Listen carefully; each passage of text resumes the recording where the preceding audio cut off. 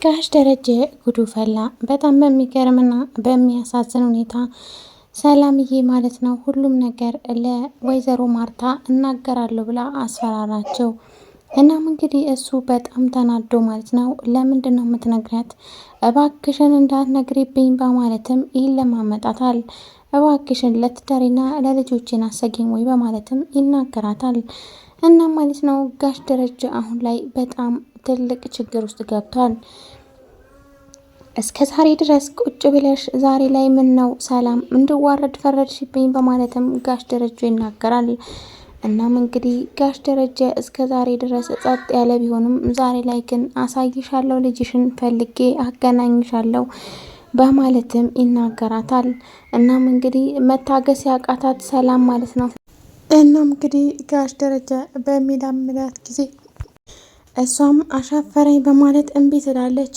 ግን ደግሞ አግባብቶና አስማምቶ በሚነግራት ጊዜ እሺ በቃ ይሁን ጋሼ፣ እኔ እኮ እምቢ ስላልከኝ ነው እንጂ ይሄንን አማራጭ መጠቀም ፈልጌ አልነበረም ትላለች ሰላም። እናም እንግዲህ እንደዛ በምትጠይቀው ጊዜ ነበር ጋሽ ደረጀ ታያለሽ፣ በቅርቡ አገናኝሻለሁ፣ ግን ደግሞ ይሄ ለወይዘሮ ማርታ እናገራለሁ የሚለውን ንግግር በፍጹም መስማት አልፈልግም በማለትም ይናገራታል።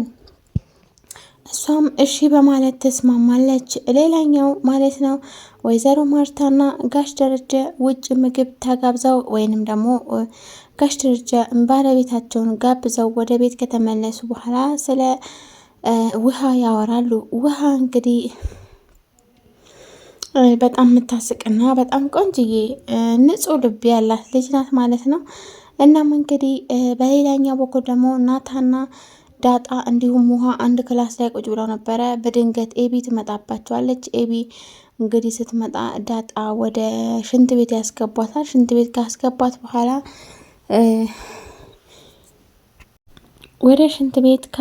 በኋላ ማለት ነው ናታን ውሃ ሽንት ቤት ውስጥ ናት ብላ ለኤቢ ትነግራታለች። ኤቢ መንገድ ሽንት ቤት ገብታ በምታይበት ጊዜ ዳጣ ነበረች። በጣም ተናደደች፣ እንዲሁም በጣም ተበሳጨች። እንዴት እንደዚህ ሊሆን ይችላል በማለትም ትናገራለች። እናም እንግዲህ በጣም ተበሳጨች ማለት ነው። ሁለተኛ እዚህ ክፍል ትገቢና ዋ ብላም አስፈራርታታለች። ሰላም ጤና ይስጥልን የየቲቪ ኢትዮ ቤተሰቦች እንዴት ናችሁ? ደህና ናችሁ? በያላችሁበት ዓለም ዳርቻ ሰላማችሁ ይብዛልኝ። ለቻናል አዲስ የሆናችሁ ላይክ፣ ሼር፣ ሰብስክራይብ ማድረጋችሁ እንዳረሱ። ዛሬ እንግዲህ ዳጣ ድራማ ይዤላችሁ መጣሁኝ። ዳጣ ድራማ በዚህ ሰዓት በተለይ ከመጀመሪያው ጀምሮ በጣም አጓጊና ቆንጆ ድራማ ነው። እናም እንግዲህ አሁን ላይ ጋሽ ደረጀ ለወይዘሮ ሰላም ማለት ነው ወይንም ደግሞ ለሰላምዬ እንደዛ ካስጠነቅቃት በኋላ ልጇን እንደሚያገናኛትና ከልጇ እንደማያርቃት ቃል ገብቶላታል። በቅርቡም ልጇን ያገናኛታል ብለን እናስባለን። በሌላኛው በኩል ደግሞ ኤቢ እንግዲህ ራጁን ወይም ደግሞ አርጆ ታገኘዋለች። ሰላም ሲላት እሱን ሰላማት አልፈለገችም። እንደዚህ የናቅሽኝ ለምንድን ነው ከኔ እርዳታ የምትፈልጊ? በማለትም አስደናቂ ንግግሩን ተናግሯል። እናም እንግዲህ እሷም እኔ እኮ እንደዛ አይደለም ከቤታችን አጠገብ ስለሆንክ እኮ ቤተሰቦቼ እንዳዩኝ ብዬ ነው ብላ ትሸውደዋለች። እሱም እንግዲህ እሺ በቃ እንደዛ ከሆነ ጥሩ ነው ይላታል። እሷም እንግዲህ ዳጣን እንዲደበድቡለት ከጓደኞቹ ጋር ነበረ ያዘዘችው። እሱም እንግዲህ ከጓደኞቹ ጋር እኮ ተጣልቻለሁ በሚላት ጊዜ ነበር ታረቃቸው በማለትም ቀለል አድርጋ የተናገረችው። እናም እንግዲህ አሁን ላይ ዳጣና ናታንና ኤቢ መጨረሻ ላይ እንግዲህ ግቢ ላይ ቁጭ ብለው ሳለ ማለት ነው ታገባኛለህ ወደድክም ጠላህም ባሌ ትሆናለህ ብላ አስገድደዋለች። እስኪ አስገድዶ አንቺን የሚድረኝ ካለ እናያለን በማለትም ናታን ፎክሯል። በሌላኛው መንገድ ደግሞ አዎ የሚያስገድድ ካለ ደግሞ ማስገደድ ብቻ ሳይሆን ወደህ ታገባኛለህ በማለትም ትጠይቀዋለች። እናም በጣም በሚገርም ሁኔታ የኤቢ በራስ መተማመን እና ደግሞ በጣም የሚፈልጉኝ ብዙ ወንዶች አሉ አንተ ምንድነው ከልክ እበዛብሃለሁ በማለትም ትናገራለች። እናም እንግዲህ በሌላኛው በኩል ሰላምና ዳጣ አንድ ኪችን ውስጥ ቁጭ ብለው ሳለ ነበረ ሰላም እንግዲህ ህልም እንዳየች የተናገረችው። ሰላም እንግዲህ በዚህ ሰዓት ዳጣ ልጇን እንደሆነች በደንብ እያወቀች መጥታለች። እናም እንግዲህ አሁን ላይ ያየችውን ህልም ሁሉ አንድ በአንድ ለዳጣ ተነግራታለች። ዳጣም በጣም አዘነችና በጣም በመከፋት እኔ እኮ የእናቴን ጡት ጠብቼ አላውቅም በማለት ትናገራታለች። ለምን ብላ በጠየቀች ጊዜ ነበረ ሰላምዬ ጭልጥ ብላ በሀሳብ ሄደችው። እቺ ልጄ ብትሆንስ ብላ ያሰበችም ይመስላል። እናም እንግዲህ ሰላምዬ በሆኑ ሰዓት በጣም ስለደካከማት ማለት ነው ብዙም ያው ስራ መስራት አትችልም።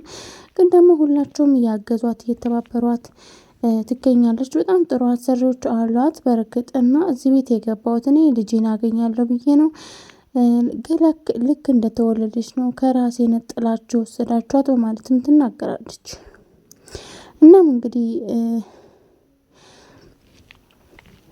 ዳጣ እስከ ዛሬ ድረስ ተጥላ የተገኘች እንደሆነች ብታምንም ግን ደግሞ ጭራሽ አባቷ ከእናቷ ነጥሎ ወስዶ እንደ ጣላት እስከ ዛሬ ድረስ አታውቅም። እና ዳጣ አባቷ ራሱ ነጥሎ ወስዶ እንደ ጣላት ብታውቅ ትጠላ ይሆን ወይስ ደግሞ ይቅርታ ታደርግለት ይሆን አይታወቅም።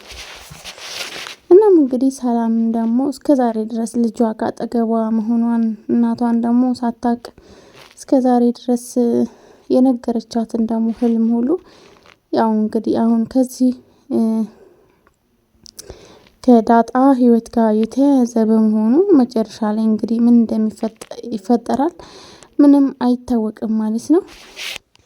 እናም እንግዲህ ጋሽ ደረጀ እስከዛሬ ድረስ የዋሻውን እናም እንግዲህ እስካሁን ደብቆት የቆየውን እውነታ በቅርቡ የሚጋለጥ ይመስላል።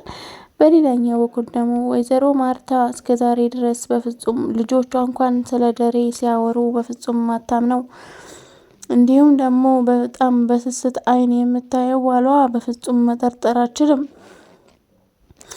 እናም እንግዲህ እንኳንስ በህይወት ቆሜ ሞቼ እንኳን በፍጹም እንኳንስ በህይወት ኑሬ ሞቼ እንኳን እኔ እሷ ላይ እንደሄድኩኝ ማንም እንዲያውቅ አልፈልግም ያለው ደሬ እኔ እንኳን በህይወት ኑሬ በህይወት እንኳን ባልኖር መናገር የለብሽም በማለትም በማስጠንቀቅ ለሰላም የነገራት ሲሆን ዛሬ ላይ ግን እኔ መናገር ካለብኝ ራሴ ባፌ እነግራታለሁ በማለትም ወስኗል። እናም እንግዲህ እነዚህ ጥንዶች በጣም ደስተኛና በጣም ደስተኛ የሆኑትን ዛሬ ላይ ግን የሰላም ታሪክ ረብሿቸው መጨረሻቸው ምን እንደሚሆን አይታወቅም። ውድ ቤተሰቦቼ እስከ ቀጣይ ሳምንት ድረስ ቸር ቆዩልኝ።